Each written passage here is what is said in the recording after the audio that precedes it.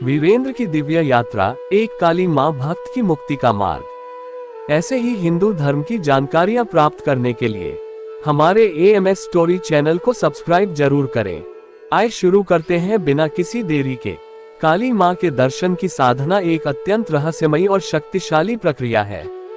ये साधना साधक को न केवल आध्यात्मिक अनुभूति प्रदान करती है, बल्कि आत्मा के गहरे रहस्यों से भी अवगत कराती है। एक बार की बात है, एक साधक जिसका नाम वीरेंद्र था, उसे बचपन से ही आध्यात्मिक यात्रा पर जाने की लालसा थी। उसने कई देवी देवताओं की साधना की, परंतु उसकी आत्मा को सच्चा संतोष तब मिला जब उसे काली मां की साधना का मार्गदर्शन प्राप्त हुआ। वह एक अंधेरी रात थी, चारों ओर घनघोर अंधकार था और जंगल की शांति से सिर्फ उल्लू की आवाज सुनाई देती थी। वीरेंद्र ने अपनी साधना के लिए एकांत जंगल का चयन किया था। वह ध्यानमग्न होकर मां काली का आवाहन करने लगा। उसकी आत्मा में एक अजीब सी बेचैनी थी, मानो कुछ अद्भुत घटने वाला हो।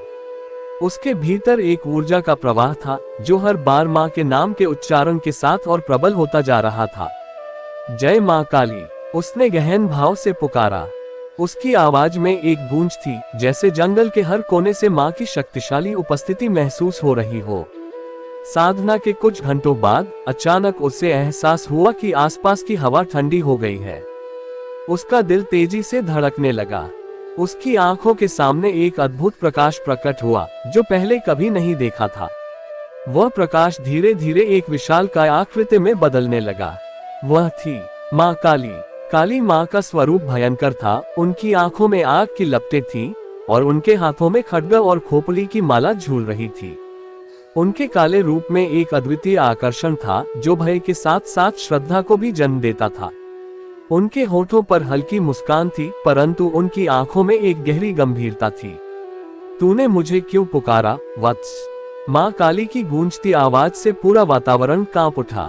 उनकी आवाज में प्रेम भी था और अधिकार भी। वीरेंद्र कांपते हुए बोला, मां, मैं आपकी कृपा चाहता हूँ, आपकी शक्तियों का अनुभव करना चाहता हूँ। मैं संसार के बंधनों से मुक्त होना चाहता हूँ। मां काली ने गंभीरता से उसकी ओर देखा। संसार के बंधनों से मुक्त होने के लिए तुझे सबसे पहले अपने भीतर के अज्ञान का नाश करना होगा। क्या तू इसके लिए तैयार है? वीरेंद्र की आंखों में आत्मविश्वास की चमक थी। हाँ मां, तो सुन। मां काली की आवाज में एक दैवीय गंभीरता थी। साधना का मार्ग कठिन है। ये वह मार्ग है जहां तुझे अपने सबसे बड़े भय का सामना करना होगा, अपनी कमजोरियों को पहचानना होगा और अपने भीतर की असीम शक्ति को जागृत करना होगा। उनकी बातें वीरेंद्र के दिल में गहरे उतरी। वह जानता था कि यह साधना उसे उसकी अंतिम सच्चाई तक ले जाएगी। उसने मां काली से आशीर्वाद प्राप्त किया और साधना की गहराई में और डूब गया।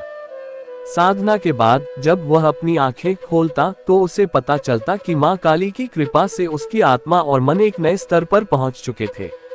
वह अब डर और अज्ञान से परे था। मां के दर्शन से उसकी आत्मा में असीम शक्ति और साहस का संचार हुआ था। तू अब मुक्त है मेरे पुत्र, मां काली की अंतिम आवाज उसके कानों में गूंजी। अब संसार तेरे लिए बाधा नहीं, बल्कि साधना का साधन है। वीरेंद्र ने मां के चरणों में नमन किया और वह साधना से लौटते हुए समझ चुका था कि अब उसकी आत्मा में असीम शांति और संतोष है। मां काली के दर्शन ने उसे जीवन की सच्चाई से अवगत कराया था और अब वह पूरी तरह से आत्म साक्षात्कार की ओर अग्रसर था। ये कहानी मां काली की साधना के माध्यम से आत्म साक्षात्कार की यात्रा की एक झलक प्रस्तुत करती है। वीरेंद्र जब जंगल से वापस लौटा तो उसकी आंखों में एक अद्भुत चमक थी। उसकी चाल में आत्मविश्वास और मन में शांति थी, जो पहले कभी नहीं देखी गई थी। गांव के लोग जब उसे देखते तो वे अचंभित हो जाते। ऐसा लगता था मानो वह अब वही पुराना वीरेंद्र नहीं रहा, वह किसी उच्च शक्ति से स्पर्शित हो चुका था। परंतु उसकी यात्रा यहीं समाप्त नहीं हुई थी।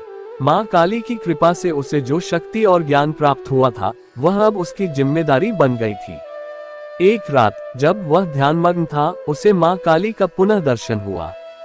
मां काली ने उसे पुकारते हुए कहा, वत्स, तूने साधना की शक्ति को प्राप्त कर लिया है, परंतु इसे केवल अपने लिए नहीं, बल्कि संसार के कल्याण के लिए भी उपयोग करना होगा। वीरेंद्र ने सिर झुकाते हुए कहा, मां, मैं आपकी आज्ञा का पालन करूंगा। परंतु संसार में अज्ञानता और पाप की जड़ें इतनी गहरी हैं, मैं कैसे अकेले इस महान कार्य को कर पाऊंगा। माँ काली मुस्कुराई। उनकी मुस्कान में ममता और गंभीरता दोनों ही थी।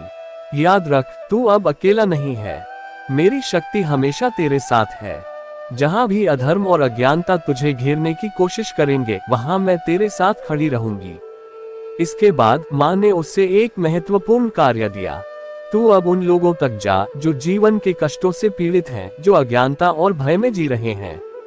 उन्हें सत्य का मार्ग दिखा। उन्हें उनकी भीतर की शक्ति का अनुभव करा। यही तेरा अगला साधना है, यही तेरा कर्तव्य है। वीरेंद्र ने माँ की बातों को पूरी तरह आत्मसात कर लिया। वह जानता था कि उसकी साधना अब केवल व्यक्तिगत नहीं रही, बल्कि यह मानवता की सेवा का एक माध्यम बन चुकी थी। अगले दिन से वीरेंद्र ने अपने कार्य की शुरुआत की। वह गांव-गांव जाकर लोगों को जीवन के सच्चे अर्थ समझाने लगा। वह उन्हें मां काली की साधना के बारे में बताता और उनकी आंतरिक शक्ति को जागृत करने का मार्ग दिखाता। धीरे धीरे उसकी ख्याति दूर दूर तक फैलने लगी। जो भी उससे मिलता, वह उसकी आंखों में मां काली की कृपा और शक्ति को देखता। लोग उसके पास अपने दुखों और समस्याओं के समाधान के लिए आने लगे। वीरेंद्र ने हर किसी को सहानुभूति, प्रेम और सत्य का मार्ग दिखाया। लेकिन इस यात्रा में उसे कई कठिनाइयों का सामना भी करना पड़ा। समाज के कुछ लोग उसकी शिक्षाओं को मानने से इनकार कर देते, कुछ उसे चुनौती देते। परंतु वीरेंद्र ने मां काली के आशीर्वाद से हर विपरीत परिस्थिति का सामना किया। हर बार जब कोई चुनौती आती, वह मां काली का ध्यान करता और उसकी आत्मा में एक नई शक्ति उत्पन्न होती। एक दिन जब वीरेंद्र एक विशेष गांव में पहुंचा, तो उसे पता चला कि वहां पर एक भयंकर बीमारी फैली हुई है। लोग भयभीत थे और अंधविश्वास के चलते उन्हें लगा कि यह कोई शाप है। उन्होंने अपने जीवन में हर आशा खो दी थी। वीरेंद्र ने लोगों से कहा, ये बीमारी कोई शाप नहीं है, ये केवल एक परीक्षा है और हमें इसे आत्मबल और विश्वास के साथ पार करना होगा। उसने लोगों को मां काली के मंत्र और साधना के माध्यम से शक्ति प्राप्त करने की सलाह दी। उसने उन्हें सिखाया कि किस प्रकार भय से लड़ना है और कैसे विश्वास के साथ जीवन में आगे बढ़ना है। कुछ ही दिनों में उस गांव में अद्भुत परिवर्तन आया। लोग बीमारी से उबरने लगे और उनके दिलों में नया उत्साह और जीवन का संचार हुआ। वीरेंद्र की शिक्षाओं ने उन्हें एक नई दृष्टि दी और वे अब जीवन के प्रति सकारात्मक दृष्टिकोण अपनाने लगे। मां काली की कृपा से वीरेंद्र ने अपनी साधना को मानवता की सेवा का साधन बना लिया था। वह जहां भी जाता, वहां अज्ञानता और भय का नाश करता और सत्य, प्रेम और शक्ति का संचार करता। उसकी साधना अब केवल व्यक्तिगत मुक्ति तक सीमित नहीं थी, वह अब समस्त संसार के कल्याण के लिए कार्य कर रहा था। मां काली की अंतिम शिक्षाएं उसके हृदय में हमेशा गूंजती रहीं। साधक वही सच्चा होता है जो अपनी शक्ति को दूसरों की भलाई के लिए समर्पित करता है। तूने इस मार्ग को चुना है और ये तेरे जीवन का सबसे बड़ा साधना है। वीरेंद्र मां के आशीर्वाद से अब निरंतर आगे बढ़ता रहा और उसकी साधना ने न जाने कितने लोगों के जीवन को प्रकाशित कर दिया। ये कथा साधक की उस यात्रा को दर्शाती है जिसमें व्यक्तिगत साधना को समाज की भलाई के लिए समर्पित किया जाता है। मां काली की शक्ति केवल भय से नहीं, बल्कि प्रेम और सेवा से प्रकट होती है। वीरेंद्र की यात्रा जैसे जैसे आगे बढ़ी, उसकी साधना की गहराई और अधिक बढ़ने लगी। मां काली के आशीर्वाद से उसका नाम अब केवल गांवों तक ही सीमित नहीं रहा, बल्कि पूरे क्षेत्र में फैल चुका था। लोग उसे एक दिव्य पुरुष मानने लगे थे। लेकिन हर महान कार्य के साथ कठिनाइयां भी आती हैं और वीरेंद्र की साधना की परीक्षा अभी समाप्त नहीं हुई थी। एक दिन वीरेंद्र को एक बड़े राज्य के राजा से निमंत्रण मिला। राजा अपने राज्य में फैलते असंतोष और आपदाओं से बहुत परेशान था। उसने अपने राज्य के पुरोहितों और विद्वानों से सलाह ली थी, लेकिन किसी के उपाय से कोई स्थायी समाधान नहीं निकल पाया था। राजा ने सुना कि वीरेंद्र के पास मां काली की कृपा है और वह अपनी समस्याओं का समाधान करने के लिए उसकी सहायता चाहता था। वीरेंद्र राजा के निमंत्रण को स्वीकार कर राज्य की राजधानी की ओर निकल पड़ा। जब वह राजधानी पहुंचा तो उसने देखा कि राज्य में चारों ओर अराजकता और भय का माहौल है। लोग अपने जीवन में असुरक्षा महसूस कर रहे थे, व्यापार ठप पड़ गए थे और राजा का शासन कमजोर हो चुका था। राजा ने वीरेंद्र का स्वागत करते हुए कहा, महान साधक, मैंने सुना है कि आपके पास मां काली की शक्ति है। कृपया मेरे राज्य को इस संकट से मुक्त करने में मेरी सहायता करें। वीरेंद्र ने गंभीरता से राजा की बातें सुनी और कुछ क्षणों के लिए ध्यानमग्न हो गया। फिर उसने अपनी आंखें खोली और कहा, राजन, ये संकट केवल बाहरी नहीं बल्कि आंतरिक है। राज्य की स्थिति तब तक नहीं सुधरेगी जब तक कि यहाँ के लोग और आप स्वयं अपनी आत्मा की शुद्धि नहीं करेंगे। राजा ने चकित होकर पूछा, परंतु साधक, ये कैसे संभव है? राज्य को कैसे आंतरिक रूप से शुद्ध किया जा सकता है? वीरेंद्र ने कहा, मां काली की कृपा से ही इस संकट का समाधान संभव है। आपको और आपके राज्य के लोगों को अपनी आत्मा को शुद्ध करने और मां की साधना का पालन करना होगा।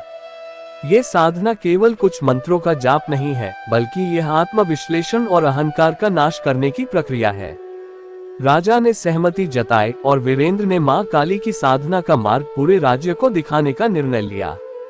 उसने राजा और प्रजा के सभी प्रमुख लोगों को एकत्र किया और उन्हें मां काली की साधना का महत्व समझाया। उसने कहा, ये साधना आपको अपने भीतर की असीम शक्तियों से जोड़ने का माध्यम है। जब आप भय और अज्ञानता से ऊपर उठेंगे, तभी आप सही रूप में अपने कर्तव्यों का पालन कर सकेंगे। साधना की प्रक्रिया शुरू हुई। राजा, मंत्री और प्रजा के प्रमुख लोग वीरेंद्र के मार्गदर्शन में मां काली की आराधना करने लगे। उन्होंने ध्यान और तपस्या का पालन किया और धीरे धीरे उनके जीवन में परिवर्तन आने लगा। कुछ ही हफ्तों में राज्य के वातावरण में एक अद्भुत शांति फैलने लगी। अराजकता खत्म होने लगी, व्यापार फिर से बढ़ने लगा और लोग अपनी रोजमर्रा की जिंदगी में सकारात्मकता महसूस करने लगे। राजा का शासन फिर से सशक्त हो गया और प्रजा में उत्साह लौट आया। परंतु वीरेंद्र को पता था कि यह केवल शुरुआत है। मां काली की साधना केवल बाहरी समस्याओं को सुलझाने का साधन नहीं है, बल्कि यह आत्मा को शुद्ध करने और स्थायी शांति प्राप्त करने का मार्ग है। उसने राजा से कहा, राजन, आपको ये साधना कभी नहीं छोड़नी चाहिए। यह आपकी आत्मा और राज्य की सुरक्षा का मार्ग है। राजा ने वचन दिया कि वह इस मार्ग का पालन करेगा और अपने राज्य को मां काली की कृपा से संचालित करेगा। कुछ समय बाद राज्य में एक बड़ा त्योहार मनाया गया, जहां मां काली की महिमा का गुणगान किया गया। पूरे राज्य में एक नई ऊर्जा और उत्साह का संचार हो गया था। लोग अब अपने जीवन को मां काली के प्रति समर्पित करते हुए जी रहे थे और उनकी आंतरिक शक्ति को जागृत कर रहे थे। वीरेंद्र ने देखा कि मां काली की कृपा से राज्य में न केवल भौतिक समृद्धि आई, बल्कि मानसिक और आध्यात्मिक संतुलन भी स्थापित हुआ। उसे एहसास हुआ कि उसकी साधना ने केवल व्यक्तिगत रूप से नहीं, बल्कि समाज और राज्य को भी आंतरिक रूप से शुद्ध किया है। परंतु उसकी यात्रा अभी समाप्त नहीं हुई थी। वीरेंद्र ने मां काली के चरणों में प्रणाम करते हुए कहा, मां, आपका आशीर्वाद अनंत है। मेरी साधना तब तक पूर्ण नहीं होगी जब तक मैं संसार के हर व्यक्ति को उनकी आत्मा की सच्चाई से नहीं जोड़ता। मां काली की गूंजती हुई आवाज उसके कानों में आई, वत्स, तूने अपनी साधना से न केवल स्वयं को बल्कि अनगिनत लोगों को भी मुक्ति की ओर अग्रसर किया है। परंतु ये यात्रा अनंत है और तू इसी मार्ग पर चलता रहेगा। मैं तेरे साथ हूँ। वीरेंद्र ने मां के निर्देश को अपनी आत्मा में अंकित कर लिया और अपनी साधना यात्रा को जारी रखा। अब वह और भी अधिक आत्मविश्वास और धैर्य के साथ आगे बढ़ रहा था, क्योंकि उसे पता था कि मां काली की कृपा और शक्ति उसके हर कदम पर उसके साथ है। ये कथा साधक की यात्रा का एक और महत्वपूर्ण पड़ाव प्रस्तुत करती है, जहां व्यक्तिगत साधना समाज और राज्य के कल्याण का मार्ग बनती है। मां काली की साधना केवल भय और संकट का नाश नहीं करती, बल्कि आत्मा के शुद्धिकरण और सच्चे संतुलन का भी माध्यम है। वीरेंद्र की साधना और उसकी यात्रा अब एक नए अध्याय की ओर बढ़ रही थी। मां काली के आशीर्वाद से उसने जिस ज्ञान और शक्ति को प्राप्त किया था, वह अब सिर्फ लोगों की समस्याओं का समाधान नहीं, बल्कि उन्हें उनके आत्मिक उत्थान का मार्ग दिखाने का साधन बन चुका था। वर्षों बीत गए। वीरेंद्र की साधना ने अनगिनत लोगों के जीवन को बदल दिया था। अब वह एक महान संत के रूप में जाना जाने लगा था और जहां जहां वह जाता, लोग उसे दिव्य स्वरूप मानकर पूजते। लेकिन वीरेंद्र के मन में कभी भी अहंकार या गर्व नहीं आया। उसने हमेशा यह मान्यता रखी कि यह सब मां काली की कृपा है और वह मात्र एक माध्यम है। एक दिन जब वह अपनी साधना के अंतिम चरण में पहुंचा तो उसे भीतर से एक आह्वान महसूस हुआ। वह जानता था कि मां काली उसे अब किसी और बड़े कार्य के लिए बुला रही है। उसने सभी आश्रमवासियों को एकत्रित किया और कहा, अब समय आ गया है कि मैं अपनी साधना को पूर्ण रूप से मां के चरणों में समर्पित करूं। मैं इस संसार के बंधनों से मुक्त होने जा रहा हूं। सभी लोग ये सुनकर स्तब्ध रह गए। उनमें से कई लोगों की आंखों में आंसू आ गए। वे सोचने लगे कि अब उनके मार्गदर्शक, उनकी प्रेरणा उनसे दूर हो जाएगी। लेकिन वीरेंद्र ने शांत स्वर में कहा, मैं कभी तुमसे दूर नहीं हो सकता। मां काली का आशीर्वाद हमेशा तुम्हारे साथ रहेगा और मेरी साधना तुम्हारे जीवन में सदैव प्रकाश बनकर जीवित रहेगी। इसके बाद वीरेंद्र ने सभी को आशीर्वाद दिया और एकांत में जाकर मां काली की गहन साधना में लीन हो गया। वह दिन रात बिना रुके साधना करता रहा और धीरे धीरे उसके चारों ओर एक दिव्य आभा फैलने लगी। उसे महसूस हुआ कि अब उसका समय आ चुका है। एक रात जब आकाश में घने बादल छाए हुए थे और वातावरण में अद्भुत शांति थी, वीरेंद्र की साधना अपने चरम पर पहुंच गई। अचानक उसके सामने मां काली का दिव्य स्वरूप प्रकट हुआ। मां काली का स्वरूप पहले से भी अधिक तेजस्वी और भव्य था। उनकी आंखों में अद्वितीय प्रेम और शक्ति की चमक थी। मां काली ने मुस्कुराते हुए कहा, वत्स, तूने अपनी साधना को पूर्ण कर लिया है।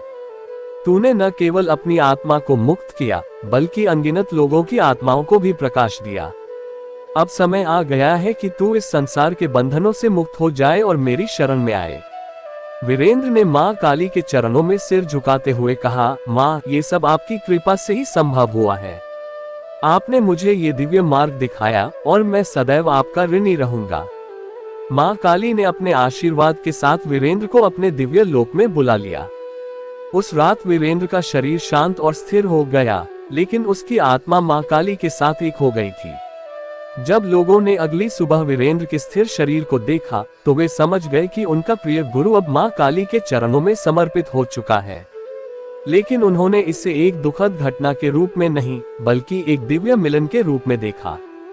वीरेंद्र का शरीर तो अब इस संसार में नहीं था, परंतु उसकी साधना, उसकी शिक्षाएं और मां काली का आशीर्वाद हमेशा के लिए उनके जीवन में बस गया था। वीरेंद्र की साधना की कथा अब एक प्रेरणा बन गई। लोग उसे केवल एक साधक नहीं, बल्कि मां काली का एक जीवंत स्वरूप मानने लगे थे। उसकी शिक्षाएं और साधना के मार्ग ने उन सभी लोगों के जीवन को बदल दिया जो कभी उससे जुड़े थे। उसके जाने के बाद भी उसकी ऊर्जा और आशीर्वाद हर जगह व्याप्त रहे। मां काली की महिमा अनंत थी और वीरेंद्र ने इस अनंत महिमा को अपने जीवन के हर क्षण में महसूस किया था। अब वह इस संसार के बंधनों से मुक्त होकर मां काली की शरण में था और उसकी आत्मा ने अंतिम सत्य को प्राप्त कर लिया था। यह अंतिम भाग साधक की उस परम यात्रा को दर्शाता है जहां साधक अपनी साधना की पूर्णता प्राप्त करता है और मां काली के साथ एकाकार हो जाता है। वीरेंद्र का जीवन हमें ये सिखाता है कि सच्ची साधना हमें न केवल संसार के बंधनों से मुक्त करती है, बल्कि दूसरों के जीवन में भी प्रकाश और शक्ति का संचार करती है। धन्यवाद सभी भक्तजनों को। मैं आशा करता हूँ आप सभी ने ये कथा ध्यानपूर्वक सुनी होगी। इस कथा में सुने गए और दिखाए गए कथा से अगर आपको कुछ सीख मिली है, अच्छी लगी हो तो हमें जरूर कमेंट करें। और ऐसे ही हिंदुस्तान की जानकारियां प्राप्त करने के लिए हमारे चैनल को सब्सक्राइब करके अवश्य रखें और कमेंट में जय मां काली अवश्य लिखें।